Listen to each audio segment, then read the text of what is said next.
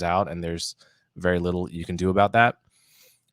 What do I think will be particularly distinctive and valuable about my book for readers? I mean, the way I see it, there is a community of people that feel that colorblindness is the proper goal for our race conversations as a society.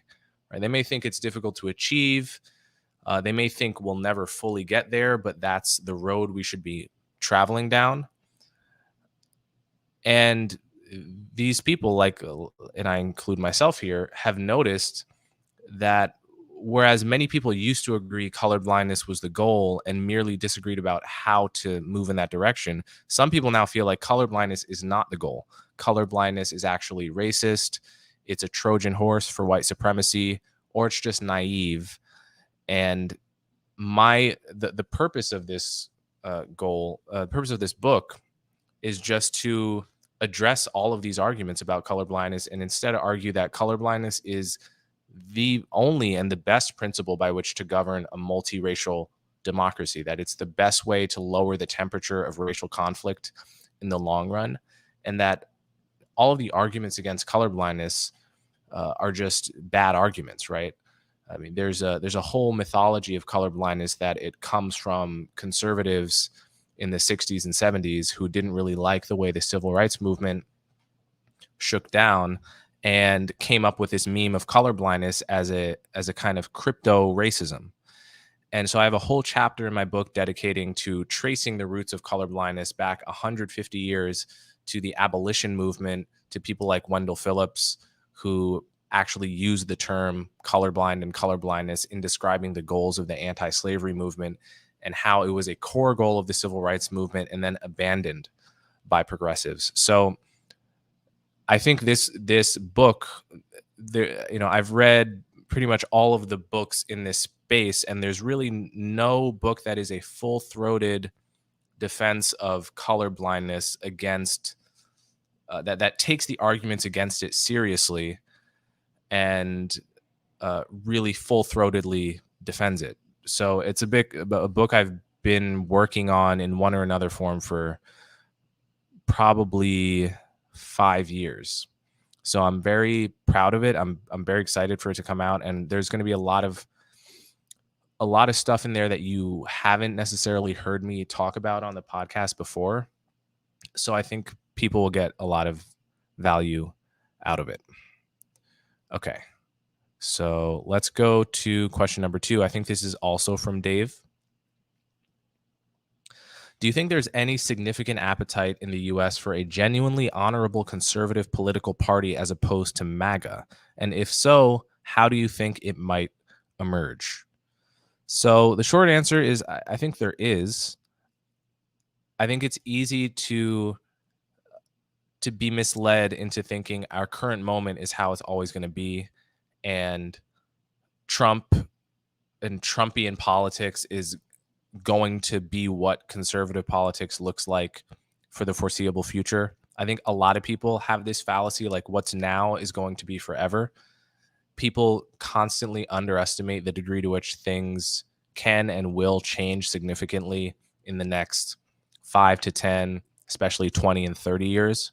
Interestingly, no one really makes this fallacy in the reverse direction. If you think of what politics were like in the 1940s, people observe huge differences, but they sometimes worry that what obtains now is going to be the same in 50 years.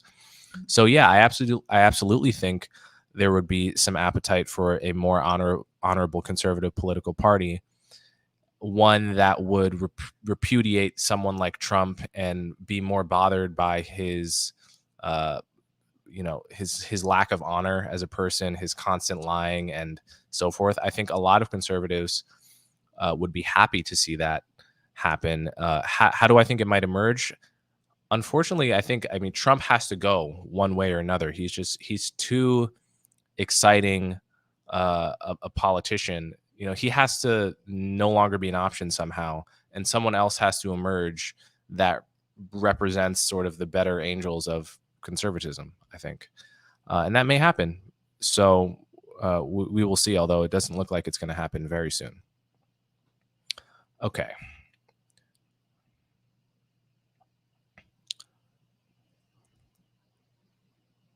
All right. So let's take another question here. This one is from Kenny S. Audience capture is a huge concern for me. It's so easy to fall into the anti woke rabbit hole like others have. What do you do to check yourself to make sure this isn't happening to you? Though certainly possible for large scale media teams or companies to succumb to audience capture, do you think there's a middle ground between large scale media who have teams to keep each other accountable and do more fact checking versus complete independents who usually don't have the resources or simply don't bother with those things? Okay, so yeah, this is a good question. Audience capture, if you haven't heard the term, is this phenomenon where a person like me, a person that's a writer or a thinker, will get an audience of people that care about some topic and then just dive deeper and deeper and deeper in a dishonest way into that perspective, to the point where the person they start out as may have been interesting, multidimensional, but the person they end up as is basically a cartoon character, right? And this has happened to people. There are people. There's no really need to mention names, but um, there are people that end up doing like dozens and dozens and dozens of podcasts in a row on one topic, which is not really the only topic they started out doing, but because they notice that their numbers go crazy on certain topics, they basically flatten their entire spectrum of interests in life to the thing that their current audience is responding to most. And in the short term, I think those people can make a lot of money doing that. In the long run, I think it boxes you in. I think that it gets extremely boring, and I wonder what really allows people to psychologically to enjoy doing that. So I've tried to make a conscious effort, though I know that race is a topic people want to hear from most from me rather. I try to make a conscious effort to have like a wide array of topics on my podcast, partly because I would get bored talking about race every single show, even though I'm sure my numbers would be better. And um, and I also think there's an extent to which just different people have different goals. Like some people get into the podcasting and writing space because they want to be famous, full stop. Like they want to be famous, they want their face to be on TV, and they're basically willing to do whatever it takes to get there. And so when the opportunity for audience capture comes up, like it does with anyone who's successful, they basically just grab it instantly and ride away into the night. But I think, frankly, I want to make like my career goals is that I want to make enough money to have a family, not really worry about that. But I've never been motivated by the desire to be like a famous person on TV with millions and millions of dollars. That's just it's never been a goal of mine. And so I think that I find it easier to resist audience capture than some people might in my position, for example. And that comes down to sort of your psychological wiring and just what your goals are as a human being. And I also try to make a conscious effort not to pay too much attention to my episode by episode numbers, right? What I pay attention to are like your comments, right? People making comments on my YouTube videos, on my episodes. I pay attention to those comments because you guys point things out that I may have missed, or I really like to stay in touch with what people are saying, but I try not to fixate too much on, oh, this podcast didn't get as many views as this other podcast, because you go down that road too much and you end up becoming a cartoon character of who you started out as, and that's just something that would not for me would not be worth the success that it brought with it. But everyone is different on that front. So, okay, so that's audience capture. And okay, so this is another question from Kenny S. He says, "You've mentioned you were previously a vegan, though you're consuming animal products again. Did the ethical and environmental arguments that initially convinced you become less compelling to you?" So that's a good question. I was not a vegan actually. I was a vegetarian for about 5 years, maybe between the ages of like 14 and 19 or something like that.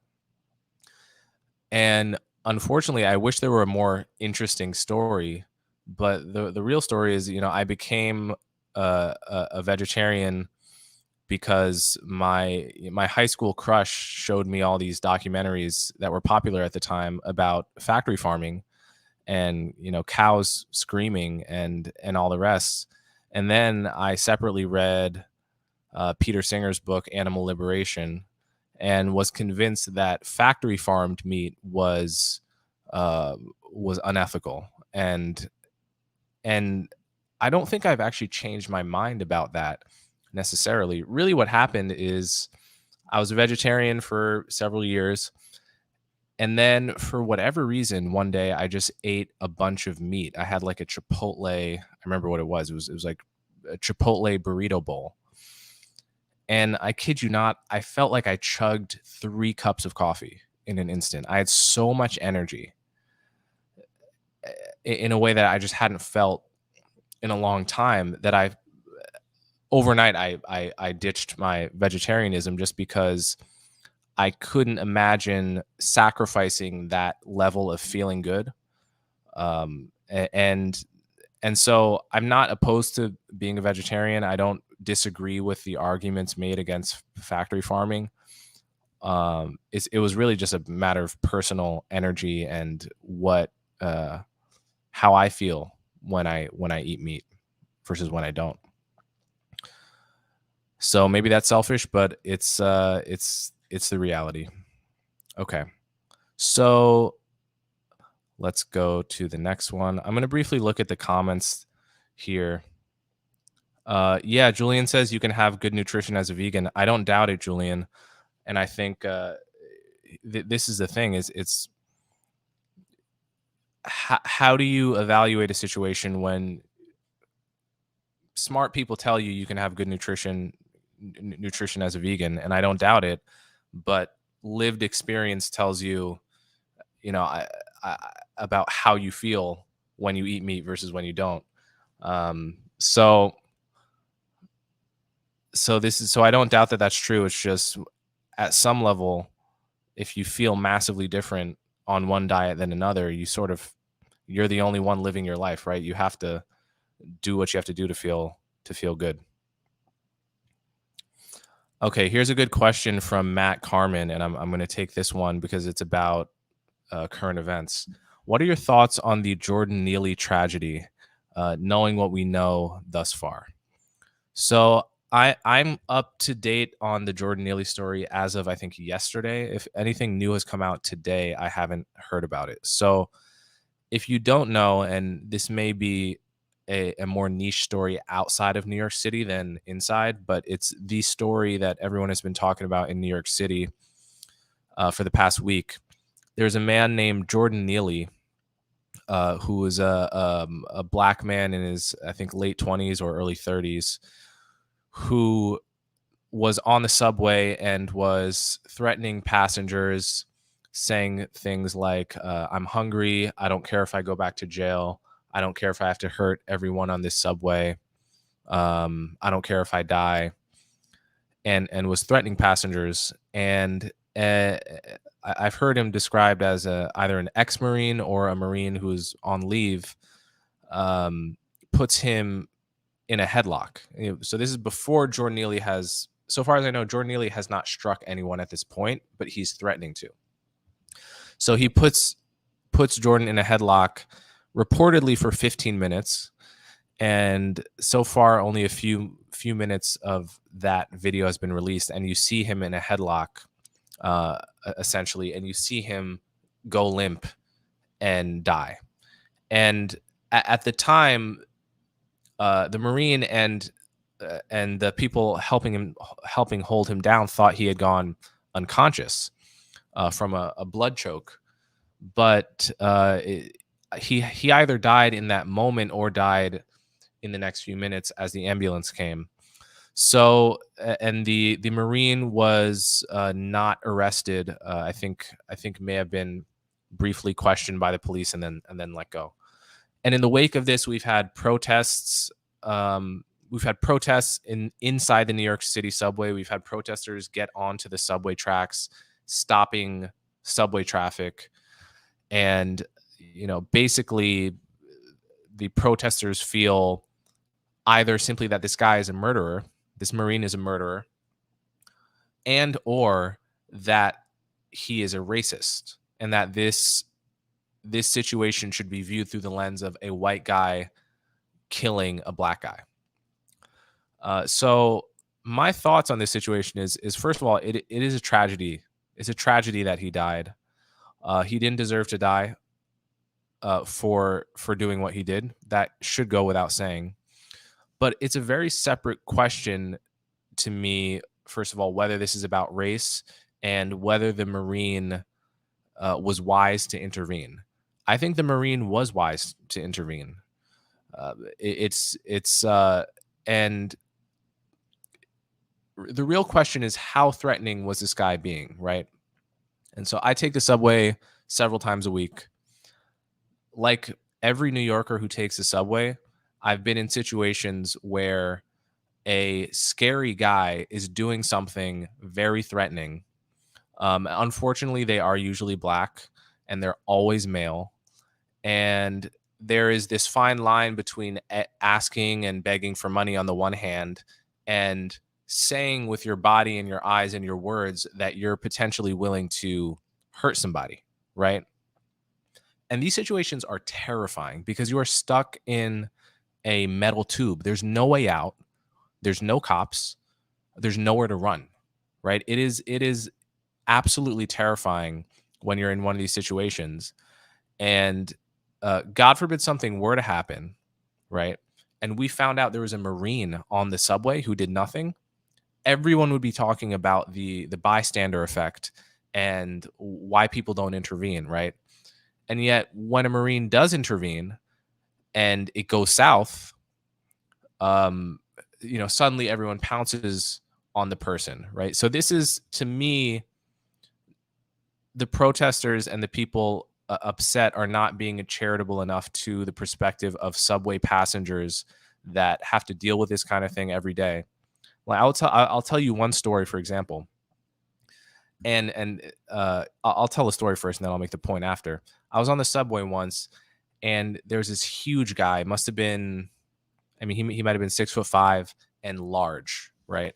And for whatever reason, he just starts like touching this woman's hair, right? He just starts like touching her hair, and she's a stranger to him. Clearly, she's she freaks out, and as I'm watching it, it becomes clear that this guy is mentally handicapped in some way. I can see on his face he almost has somehow the mind of a child in the body of a huge, very large guy, or he's on some kind of drugs or some combination of the two. So it's not clear that he was being menacing, but he was touching a woman's hair. And when she told him to stop, he kind of stopped and then he kept doing it. And this was a full subway, mind you, right? It wasn't packed, but there was plenty of people on the subway, plenty of men. And I saw the situation and I tried to kind of make eye contact with another couple of men on the subway to say with our eyes that if something happens here, we're going to all intervene together, right? That to make that kind of implied pact, which one would hope to make in a situation. And I just couldn't find anybody to kind of make that eye contact with. Everyone just had their phones in, and it's just another day in New York, and who cares, right? Crazy shit happens every day, not my problem. And on the next stop, the woman who's terrified, she gets up and runs out of the subway, right? And so that's what New Yorkers on the subway are used to dealing with, right? New Yorkers on the subway have a very high threshold for getting afraid. They're conditioned by seeing crazy shit every day. So why do I tell that story? I tell that story because reportedly, according to New York Daily News, um, 5 different people called 911 on this guy, Jordan Neely. And more than one of them called before the altercation began with the Marine. Okay, that's as of New York Daily News yesterday. Those facts could change. But if those are the facts, if more than one person called 911 on him before his altercation began with the Marine, what that tells me is whatever he was doing and saying was very likely extremely scary to people, right? Because New Yorkers have a very high threshold on the subway before they would call 911, especially if multiple people are calling. So here's some other circumstantial evidence about what this we again, we don't know how threatening this guy was being. I'm trying to piece it together based on the information we have now and based on my knowledge and the context of having lived in New York and ridden the subway for 10 years. This guy has punched 2 senior citizens. He punched like a lady in her late 60s and a man in his late 60s, I believe. In addition to having been arrested some 40 times, right? So, the idea that the Marine was overreacting by intervening at all, based on what we know, I think that's probably unlikely. Probably he intervened appropriately, and then he kept the headlock far too long and ended up killing the guy. So it seems to me the intervention is not the problem. And even I'm not even sure whether the headlock is necessarily the problem, because it is very difficult to restrain somebody without some kind of submission hold, for lack of a better term. But this is and the final thing I'll say about this is, I think unfortunately people in jujitsu and people in the Army and the Marines and so forth, police officers as well, are often taught that a blood choke, which chokes the either side or both sides of the neck and constricts blood to the brain, they're taught that blood chokes are non-lethal, whereas a windpipe choke that would choke right here is lethal. Now, why are they taught this? There's some logic to that, right? Like on a healthy person, a blood choke is non-lethal. 999 times out of 1,000.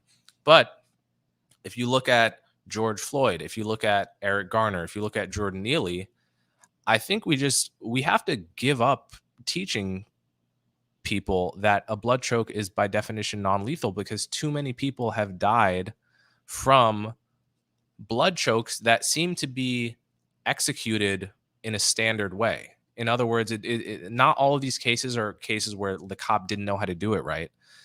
People die anyway, whether that's because they have pre-existing heart problems, whether that's because there's drugs in their system, or some combination of this.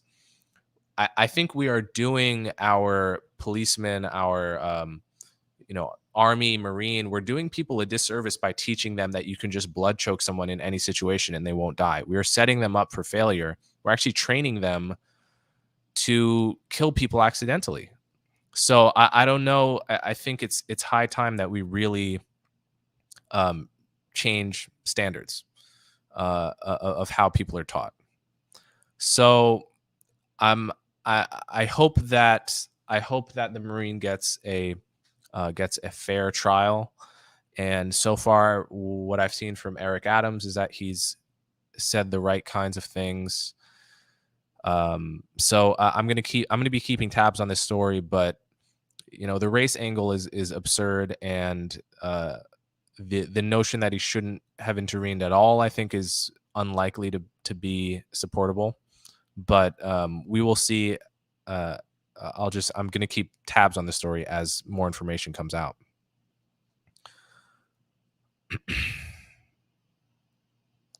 Okay, so Jacob says, I've never been told a blood choke is non-lethal. It's simply less lethal. It's simply less damaging to the trachea. Blood chokes, when done effective, are the most lethal. Okay, so that conflicts with what I've been told from other people. I know there's a Gracie Jiu Jitsu instructional video where he basically says blood chokes are non-lethal and chokes are lethal, and I've also seen Minneapolis PD police training material saying that blood chokes are non-lethal. And so it seems you've been trained well, but I think the fact is, I think a lot of people are trained that they're non-lethal. So, and it would not at all surprise me if that's why this Marine felt so comfortable putting this guy in a blood choke. So I can't really see all of these. I can't read all these comments here, but let's see. Okay, what are the chances you'll get Ibram Kendi or Ta-Nehisi Coates on your show? Maybe invite them together to incentivize their participation. I've reached out to both of them more than once, Ibram publicly and Ta-Nehisi privately, and have gotten no's every time. Although I've gotten close in certain instances. I would love to talk to either of them, but there's a philosophy on the progressive left of not platforming people who disagree. So it's not, I don't think that these people are like all scared to debate me or something. I think really what it is there is a well subscribed philosophy on the left that to even show up with someone that disagrees with far left shibboleths is to promote harm, right? So it's very difficult to get people to come on the podcast, even though they are the biggest thought leaders who disagree with me on this topic, right? And I can tell you, I've never said no to a single debate. I don't think I've ever said no to a debate with a prominent writer or intellectual on this topic. But there have been instances where people have agreed to a debate and then pulled out once they find that I'm on the other side, and it's a very difficult thing. And I know that you would all love to see it, and everyone would benefit from it. I think public debates are great, and that's why I love Intelligence Squared, which is now called Open to Debate. Okay. So let's see if there are any other questions in the comments that I would like to answer. If you were a high school English teacher, how would you restructure your class given the invention of GPT, asking for a friend?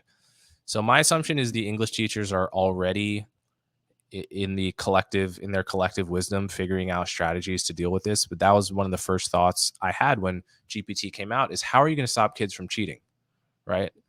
And how are you going to detect cheaters? Is there going to be, and I know there already is, AI designed to detect that an essay is from GPT? And is there going to be an arms race between students learning how to prompt GPT in such a way so as to get around the AI and so forth? Okay, so now I'm gonna go back to the list of comments from that were pre-submitted from subscribers. Okay, this is from Jesse P. Jesse P asks, will fast declining Western world birth rates endorsed and encouraged by our woke, ultra-progressive, heightened climate change fearing political, corporate, and cultural elites eventually lead to the end of this mindset? Okay, so I'm going to translate that question. I understand it, but I'm imagining because of the phrasing, some people might not have understood it. There is a very, very interesting thesis that has been made by Eric Kaufman, a great political scientist, in his book, Will the Religious Inherit the Earth? It's also been made in the more recent book by Malcolm and Simone Collins, I believe, called The Pragmatist's Guide to Building a Religion, I think. And I'm trying to get them on my podcast to discuss this. There's a thesis that basically goes like this. Um, you know, almost the entire civilized world is now below replacement birth rate, which means for every couple, they're having less than 2.1 kids on average, which means without immigration, a population will shrink and shrink and shrink and shrink. And this is what is happening in Japan, in China. Japan is the paradigm case because they have very little to no immigration. So they're just the Japanese population itself is just going to shrink in our lifetimes. It's going to get smaller and smaller. At the same time, there are certain groups of people that have a very high birth rate. There are some of them are for instance, the Amish in Pennsylvania have, I think, more than doubled their numbers in the past 20 years. There are several 100,000 Amish. And if you simply extrapolate the line here, what you're going to find is the number of secular liberal people that are all below replacement rate are just going to shrink, and the number of high birth rate people which tend to be religious and conservative are going to increase and increase and increase. And in a democracy, that inevitably shapes the politics of the country. So there's a couple ways in which this thesis could be wrong. And just to be clear, that's why the title of that book is called Will the Religious Inherit the Earth? Right? Are we going to be living in a world that is just vastly more dominated by religious conservative people in 100 or 200 years as a consequence of differences in birth rate? So there's a few ways in which this thesis might be wrong. So for example, this thesis might be wrong if the birth rate growth in conservative religious communities, if lots of people end up leaving their religion and becoming more secular, right, as they grow older. If the rate of attrition out of religious, conservative, high birth rate communities is more than compensates for the difference in the birth rate itself, then you will not see the religious inherit the earth, right? That's one way in which it could be wrong. But apparently, the research, a lot of the research we have suggests that that's actually not happening.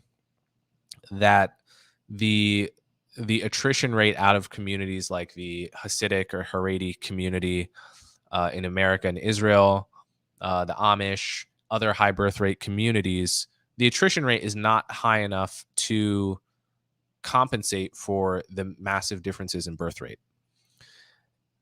And, if this all sounds like kind of abstract,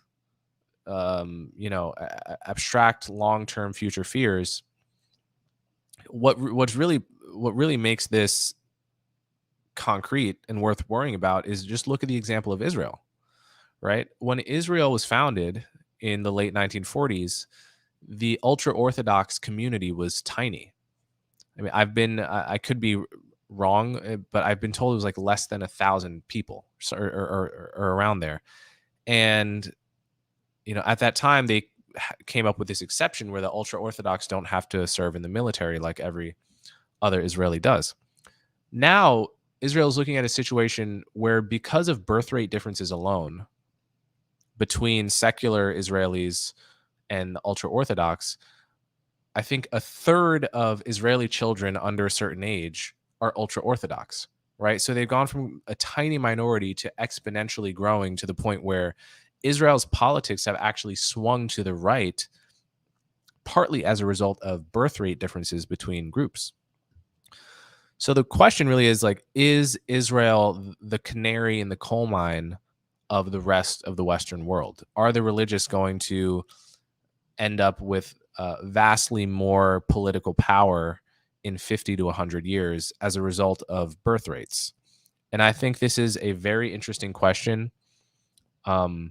It's not obviously wrong to me. The thesis is not obviously wrong. but it gets into, and I talked a little bit about this in my podcast with Matthew Iglesias, is like, how do you raise the birth rate, right? I think people want to think that the birth rate is just a matter of it's so expensive to raise kids nowadays, but that doesn't really fit the facts, right? It's like wealthier people have fewer kids than poorer people. So if it was about supporting your kids, you would think wealthier people would be able to have more kids. I really don't think that that's what's happening. I think what's happening is just uh, as GDP grows in a country, as countries get wealthier, it just becomes more interesting and more fun to be a single person in their 20s, right? Whereas the experience of having a family and the joy that comes from that has stayed pretty stable over time, right? The experience of having a family has stayed pretty stable over time, whereas the experience of just being a single person has gotten better and better in a way because of technology and economic growth. And so people just put off having kids for longer and longer because they just want a few more extra years of their youth and the freedom that they're able to have. And the later you start, the fewer kids you have, and so to me it seems like just a natural consequence of all of these good things. It's an inevitable consequence of giving women control of their reproduction, of widespread condom use, of the pill and the ability for women to choose to be on the pill, of economic growth in general and people making more money over time and being able to purchase more for their money as goods and services come down in price. All of these things that most of us would view as generally good also happen to reduce the birth rate, except if you have very strong religious beliefs around being fruitful and multiplying. So it does seem to me that uh, that this is a really serious argument worth taking seriously. It's not like, I don't think it's you have to be crazy to worry about the long-term consequences of birth rate differences between groups. And so I'm trying to have Malcolm and Simone Collins on my podcast because they have a book detailing this thesis and also proposing ways of sort of, as it were, solving this problem, which is very interesting. So I'll leave that there for now. Okay. Okay. So next question. This one comes from Will Davis. Mm, Actually, this question is kind of arcane. Yeah, I'm going to skip that one. Sorry, Will. Okay. Okay, David T. You've surely thought about having kids of your own one day. Do you have any thoughts on what you see as the most effective childhood development approach for your future kid? Montessori, public school, private academy, daycare, nanny? Any schools or approaches you think are model examples? Okay, so yes, I have thought about having my own kids one day. I'm very excited to be a dad one day. I would like to have like 2 or 3 kids ideally. And I have thought about what the most effective childhood development approach is. On one level, I think it depends on the kid. I think kids are very different and can thrive in different environments. So, for instance, I went to a private school after 6th grade, which I think was very good for me. And my sister went to a public school by choice, and I think that may have been good for her too. Because we were very different kids. So part of it just depends on the individual personality traits of the kids and what kind of place that they will enjoy being in. On the other hand, and I'll also say I think my dad went to a Montessori school when he was a kid. On the other hand, there is research about there's really good research about what kinds of schools are better than others. So far as I know, the best research has come from Roland Fryer, the Harvard economist, who I've had on the podcast, and I highly recommend my episode with him. Is actually one of my favorite episodes of all time.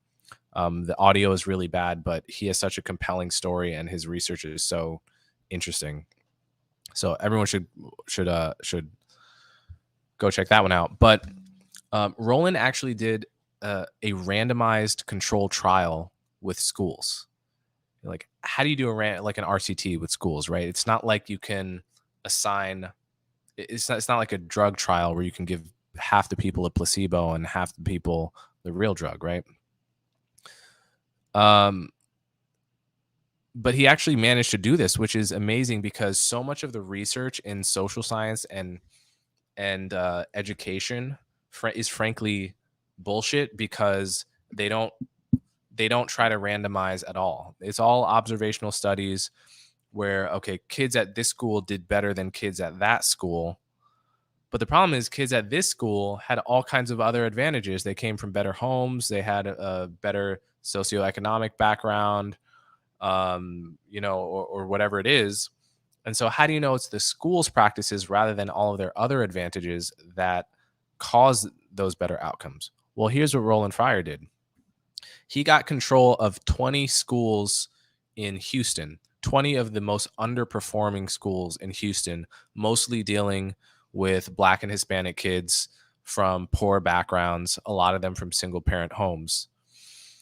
And he basically created matched pairs of schools that were most alike in terms of their demographics, of how poor the kids are, etc. So he paired each of them with the most similar other one in the set.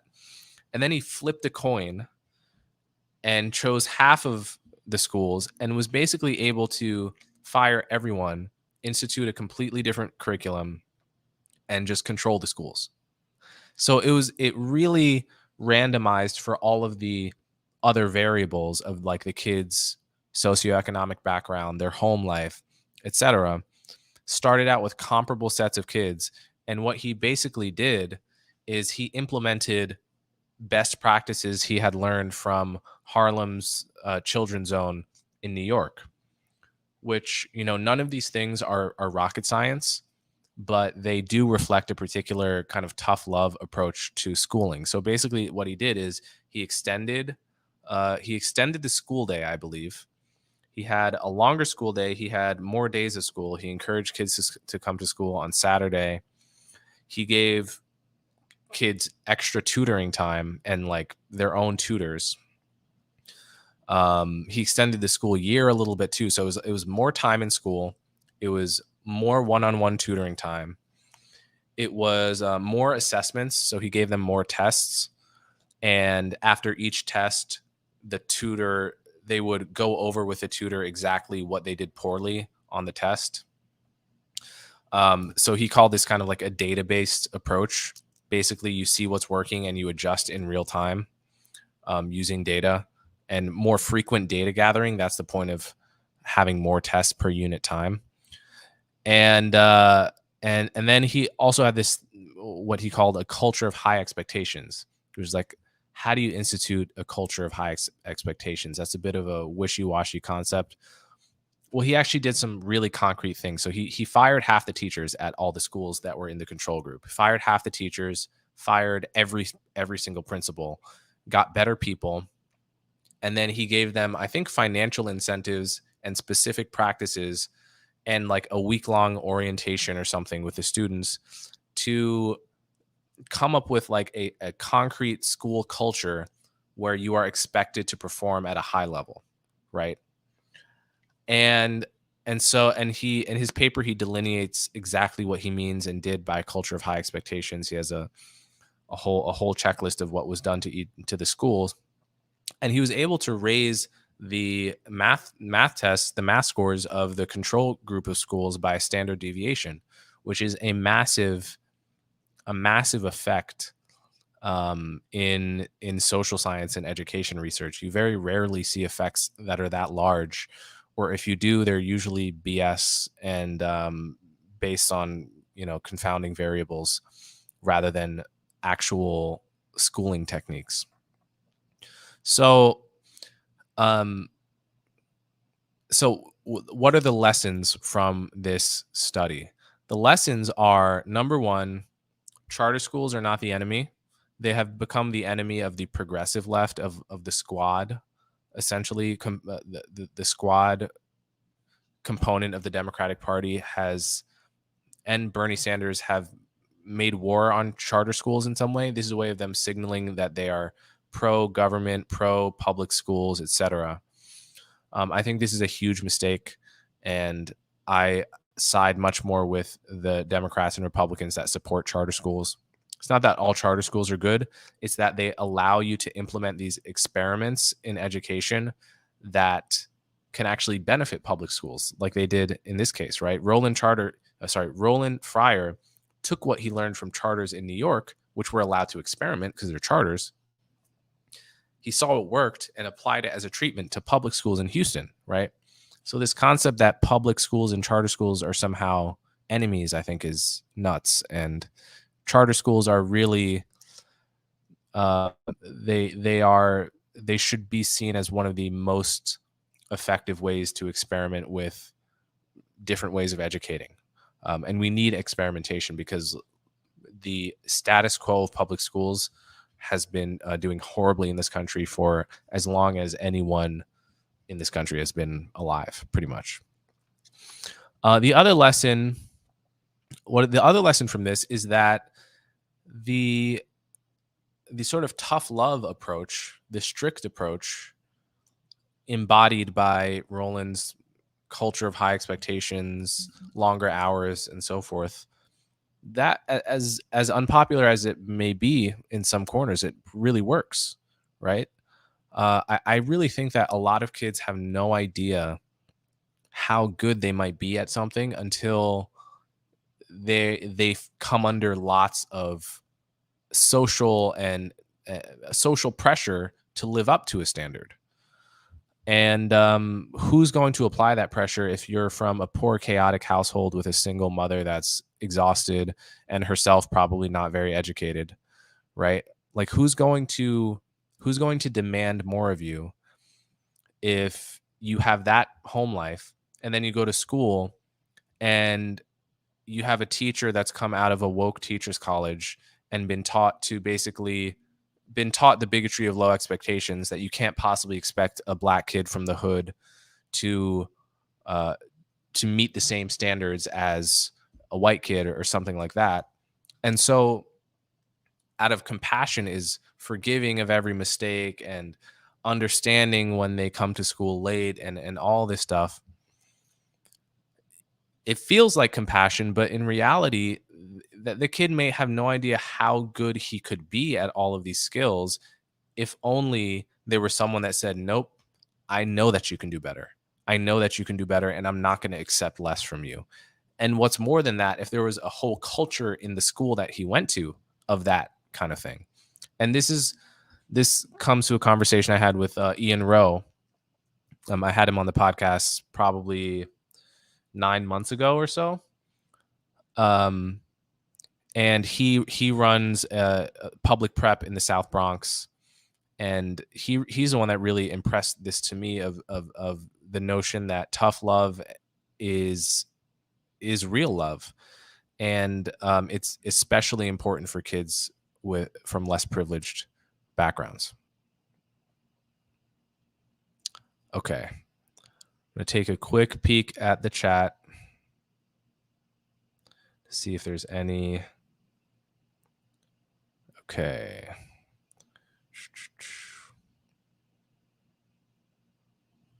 Charter schools in Ohio are awful. I don't doubt it. So from what I've seen, charter schools in New York, certain charter schools in New York have done very well. Certain charters in suburban areas have done worse than the public schools in those areas. So charters are not magic. They're experiments both for better and for worse. And what's good about them is that when they are better, they can they can serve as a model for others, right? They are high variability, but it's precisely because they're not beholden to teachers unions, not beholden to 1,000 regulations and entrenched habits and systems of incentives, that they can just do different stuff. Okay.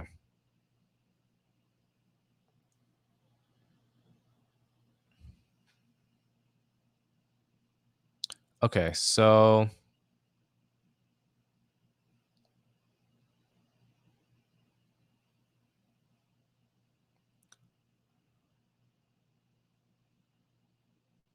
um, okay. Okay. I'll take this one from Manuel Castanas. Hi, Coleman. Greetings from Uruguay. Your podcast is excellent. Thank you. What do you think are the characteristics that make the USA an exception for good and bad? Okay, yeah, that's an interesting question. What makes America exceptional? Um, okay, so I do think America is exceptional. Here's what I don't mean by that. I don't mean that Americans are somehow better than other people from other parts of the world. Um, what I mean is that there's something about the American system of government and the American origin story of our polyglot culture that is very unique and finds very little analog in most of the rest of the world. And it's why people all around the world, migrants all around the world, want to come here and have wanted to come here for 200 years. um I have a different comment displayed on the screen. Sorry. That's a mistake. Let me try to get rid of that. Um Hide current comment. Okay, that did it. Show. Okay, cool. That worked. So, first of all, most nation states are built around the concept of an ethnic group that all speaks the same language, having borders around their ethnic group. That's how the history of most European countries has evolved. That's what Japan is, and that's what the concept of a nation state by default has been. I think as Americans we can forget about that because America is importantly different. Its origin story is different. But the concept of a nation state is that you have a nation, which is really a people, an ethnic group that all speaks the same language, all has a distinctive look, shares a common culture, and they're going to put borders around the land that they are from, the land that they are indigenous to, and separate themselves from their neighbors who they probably consider to be barbarians and who speak different languages. And like that's how countries and nations have generally formed historically.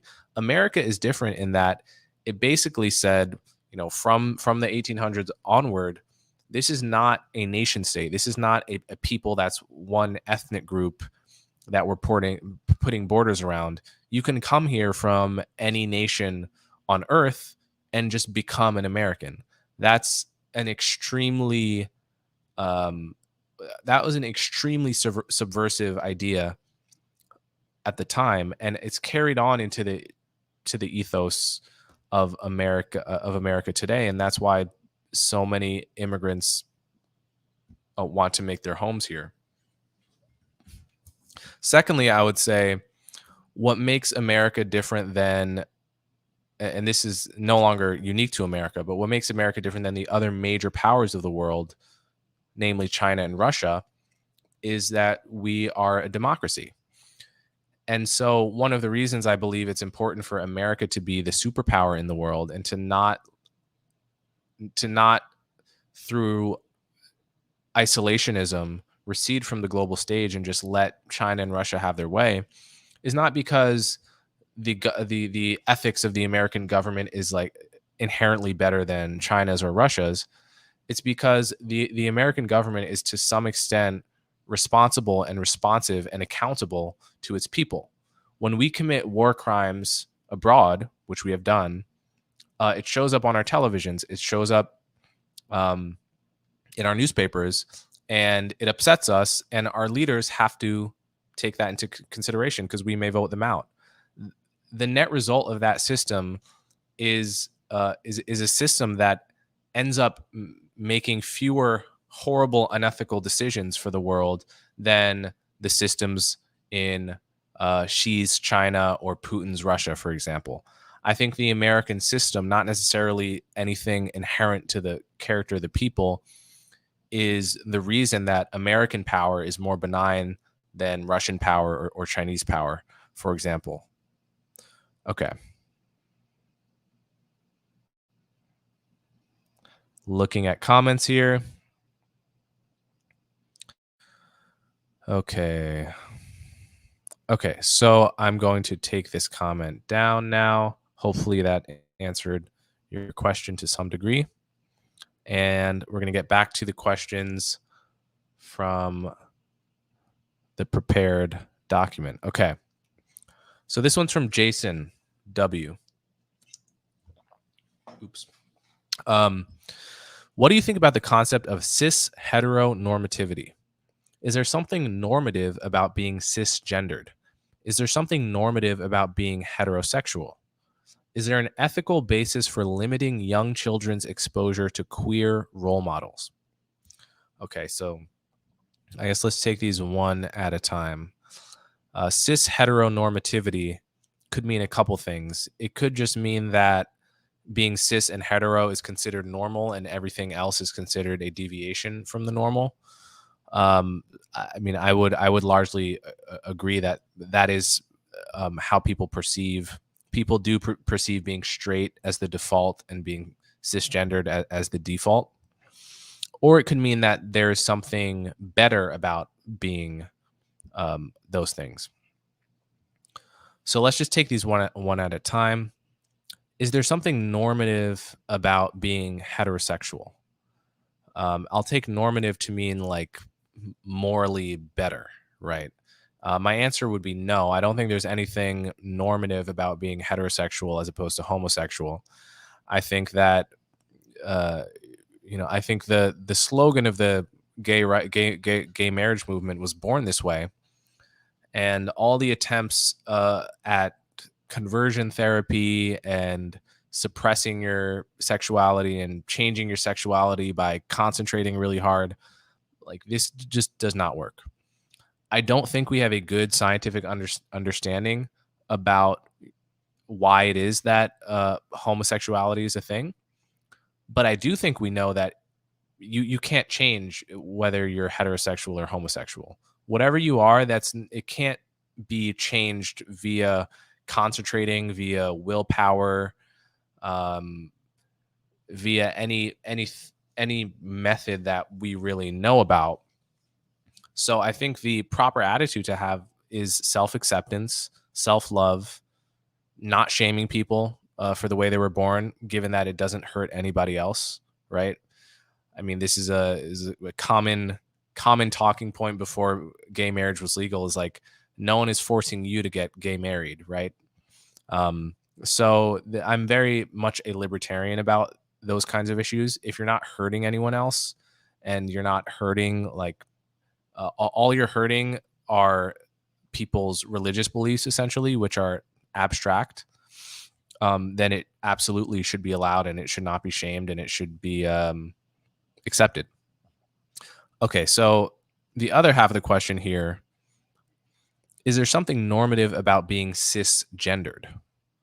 So this is, I think, more complicated because, when you talk about being gay, uh, there's nothing inherently painful about being gay, right? If you're gay and you're in a society that's totally open-minded to homosexuality, your parents have loved you unconditionally since day one, and you've never gotten a hint of bigotry from them or anyone else you've cared about, and say you live in a culture where there's famous gay people, gay politicians, gay stars, whatever.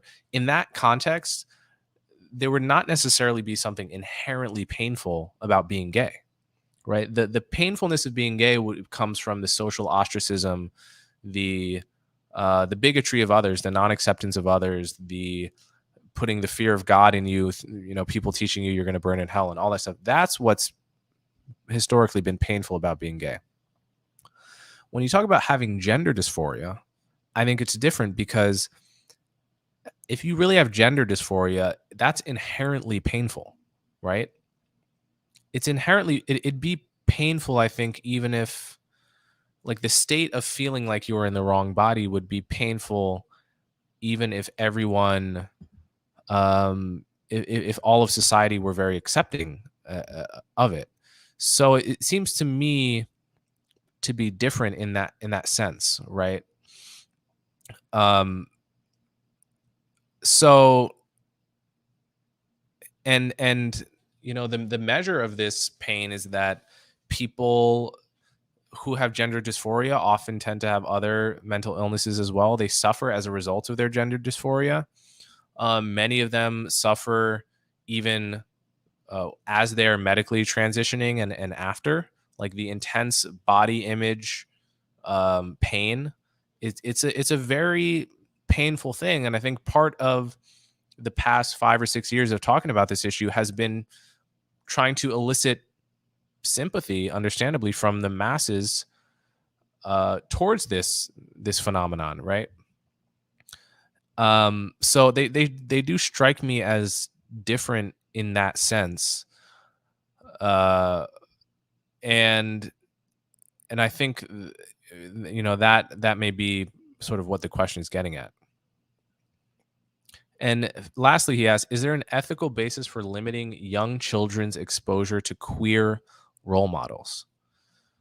Uh, no, I think we should limit young children's exposure to sexual content, right? So when I see those videos circulating in right-wing media about, like, drag queens doing sexual dances, like, on or around children, I think that's horrible.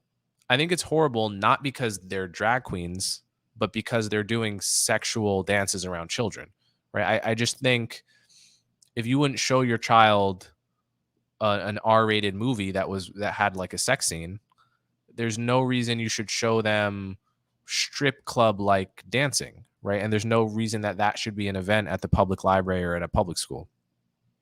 That said, there's nothing inherently wrong with a person dressing up as the other gender, right? Like, that's been happening since Shakespeare, and so I think that's where I would draw my red line on the whole drag queen story hour. It's really about sexual content and not simply the fact of dressing up as the other gender. So there's ample reason to limit children's and I think from what I can tell on the right, there are just different groups of people and different people on the right that care about both things, right? Some of these right-wing laws coming up in Florida are really just about don't teach my child about sex when they're 7 years old, please. And thank you. I think that's totally reasonable. But I do think some of it comes from just the ick factor of, like, I don't want just all this weirdness with drag queens, right? And so that, I think, is less justifiable. And I think the argument should just be made on the basis of limiting the proper balance is to just limit kids' exposure to sexual content. I mean, if we can't all agree on that, then I think we've totally lost the plot. So I wouldn't say there's an ethical basis for limiting young children's exposure to queer role models. I've no problem if they have queer role models, and it's good because it's better, especially if you are a gay kid, to understand that you have role models to look up to. But I think we should limit young children's exposure to sexual content and to sexualized content that they can't understand and should not be asked to understand. And if we can't agree on that, then again, we have just totally lost the plot. And anyway, I'm trying to. I had an exchange on CNN.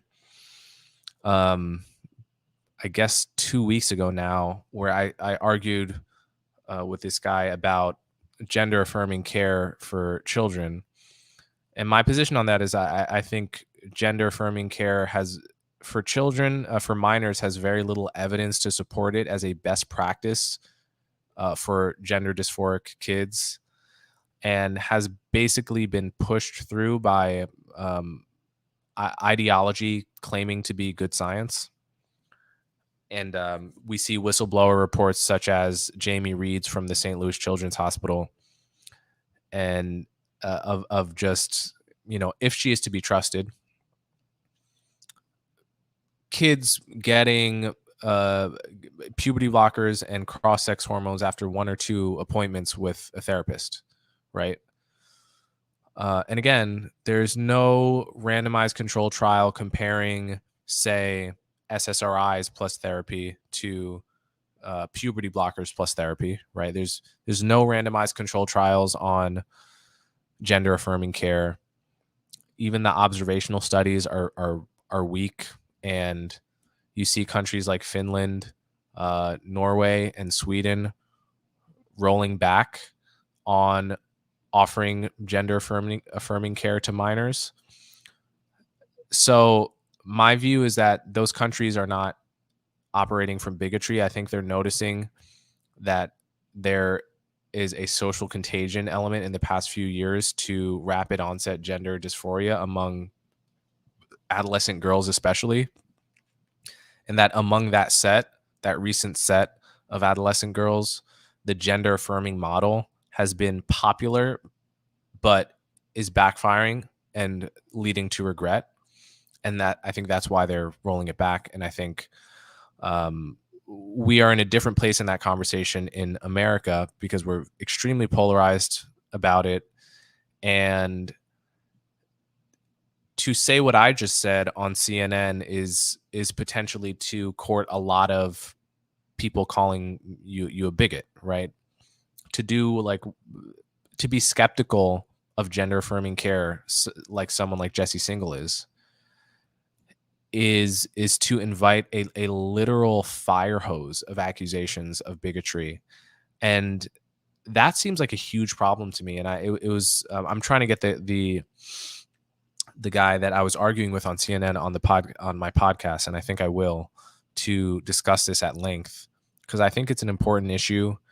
And I'll leave it there for now, but I will be dealing with that topic at length on the podcast, hopefully pretty soon. And I've already dealt with it with Kathleen Stock. You can look at my episode with Kathleen Stock, and you can also look at my episode with Helen Joyce if you want to get some more takes on that issue. Okay. So let me look at the comments real quick.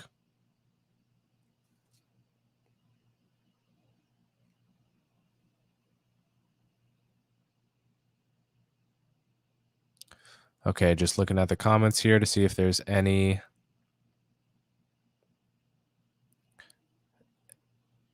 questions.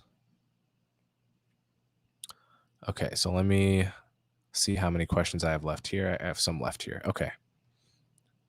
So Nancy, let's see.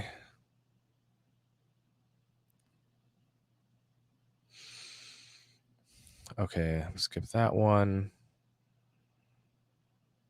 Oh, okay, this is a good one. Okay, this is Brian L. When Richard Reeves was on your podcast proposing solutions to the problems facing boys and men, including sex-based scholarships to move men into HEAL subjects and funds for more HEAL employers to encourage them to hire more men, you called this something like affirmative action for men. In other words, positive discrimination for men. You've been critical of race-based affirmative action / positive discrimination in the past. I have too, and yet I think Reeves makes a strong case for sex-based affirmative action because I'm a male who is sometimes critical of sex-based affirmative action that goes the other way. My support for Reeves' proposal makes me wonder if I'm full of shit in my pursuit of fairness? So, question: what is the difference between a sex or race based positive discrimination affirmative action approach that's acceptable and one that isn't? Okay, that's a fantastic question. So, for me, the way I think about this is there are there are two kinds of jobs. There are jobs that require diversity, whether racial or sexual diversity, in order for the job to be done well. And then there are jobs where it just doesn't matter, and you've got to get the best person for the job meritocratically. In the former category, I might put an example like policing. In a hypothetical scenario where all the best police in New York City happen to be white, I think that would be a disaster for the city, because inevitably the perception by the communities policed will be that they are being policed unfairly, right? If you see no black cops, if you see no Hispanic cops, that's going to create friction between cops and the public. When the cops go knocking on doors to get information about a murder suspect, no one is going to answer because the cops are going to be viewed as this occupying colonial force, right? Whereas if you have what we have in New York, which is an extremely diverse uh, cop population, it's impossible. It legitimizes the police more, and their job requires legitimacy, right? It's actually like police. It's not just the threat of force that keeps order. It's the perceived legitimacy of the police that prevents a lot of bad things from happening. So that's an example where, ideally, you would not even want to have affirmative action in such a scenario, because you would want to have genuine equity, right? You would want to uh, to fix the underlying pipeline issues, such that more black or Hispanic cops would clear the meritocratic barrier. But if you couldn't do that, I think you would be within your rights to foster a more diverse environment by having an affirmative action program, right? Because like you can't have a monoracial police force in a multiracial city. It actually makes the job of policing more difficult. Okay. Compare that to a job like firefighting, right? If you're fighting fires, it doesn't matter what your skin color is. Um, no one cares about the race of the firefighter that shows up to their house. It doesn't. The dynamics at play are just very race neutral and colorblind. So you really just want the best people for the job, no matter what they look like. And my argument would be that most jobs in society are more like firefighting than like being a police officer. In most cases, the legitimacy, the ability to do the job is not dependent on the firm being racially diverse or gender diverse necessarily. So Richard Reeves may have pointed out. So Richard Reeves is arguing that teaching is a job like policing, in the sense that boys benefit from having a critical mass of male teachers. Now, I don't know if that's true. If that is true, I think it would provide a reason to tip the scale towards hiring male teachers.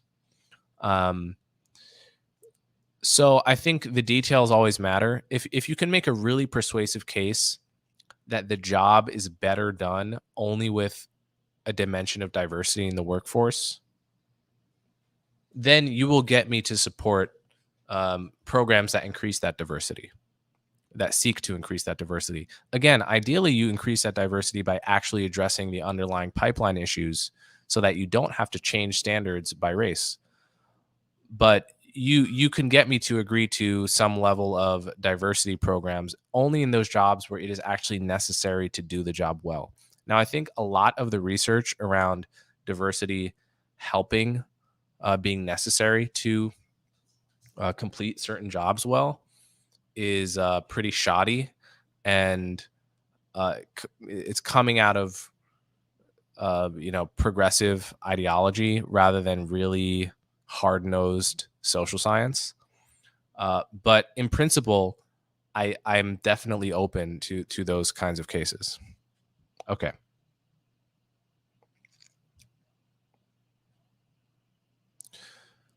Okay.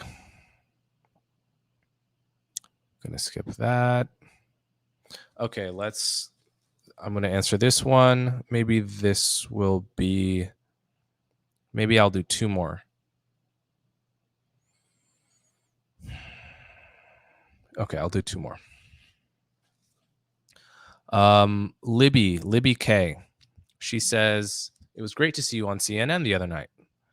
Was that a first invite from them to you? And in a broader sense, do you think the mainstream media is finally getting the sense that a consistent diversity of opinion and exposure to all sides of an issue is a good thing for news gathering organizations?"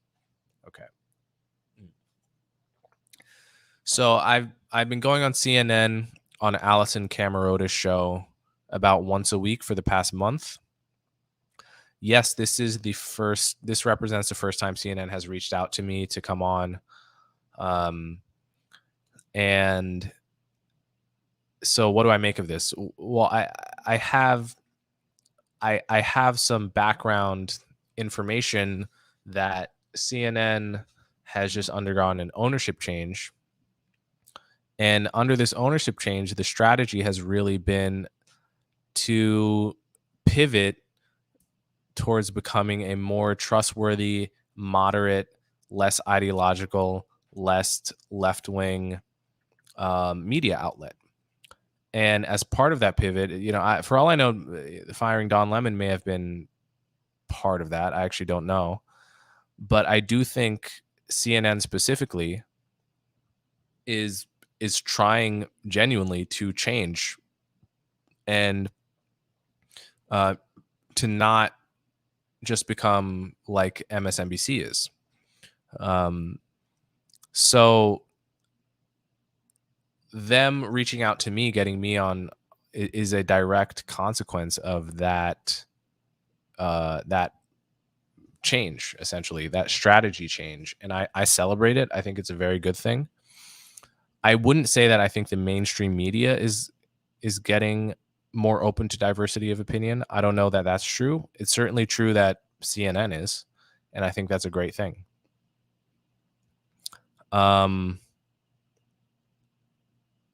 Okay. Okay, and Olaf Sweetman says, "Can you give us an update on your book?" And he says, "Why did Neil deGrasse Tyson seem so irritable, and what do you think about the chapter on gender in his latest book?" Okay, so yeah, I said this earlier in the Q&A, but I'll say it again. My book is coming out in February. I'm very excited about it. It's done, and there'll be a lot in there that I haven't talked about on the podcast, and I think you'll find it valuable. So I did get a lot of feedback from people after the Neil deGrasse Tyson episode that he did seem irritable. I remember leaving the conversation feeling slightly strange about it, and then I forgot about it. And then when I saw all the comments, I was surprised at how viscerally people reacted to his demeanor. I don't really know what was going on there. I have no special insight to share. I think sometimes people wake up on the wrong side of the bed, and should be extended the benefit of the doubt. So that's all I'll say about that. Okay. Let's see if there's anything else. If not, I may wrap this up. Okay. I'm going to wrap this up. Yep. Next time I'm on CNN is actually going to be a week from today. I'm going to be on next Thursday on Alison Camarota's show, which will either be at 10 p.m. or 11 p.m. So if you have CNN, you should tune into that. It's it's an interesting thing being on cable news because I'm used to doing long form podcasts with people, being able to tell a 2-minute story that tees up a question. And I know that you all like that. And that's what I like as well. Like, I'm a podcast listener much more than I am a cable news viewer because it's just much more. I feel I learn much more. But I'm having to learn the skill of making my point in 2 sentences, which is very difficult. But it's never a bad skill to learn how to say something in less time. So I'm trying to develop it. Anyway, so tune in to CNN next Thursday, and thanks so much for doing this live stream, or for participating in this live stream. If you like these Q&As, I will do these more. And I've taken questions only from subscribers. So if you want to submit me a question, you can subscribe at colemanhughes.org. Bye, everyone.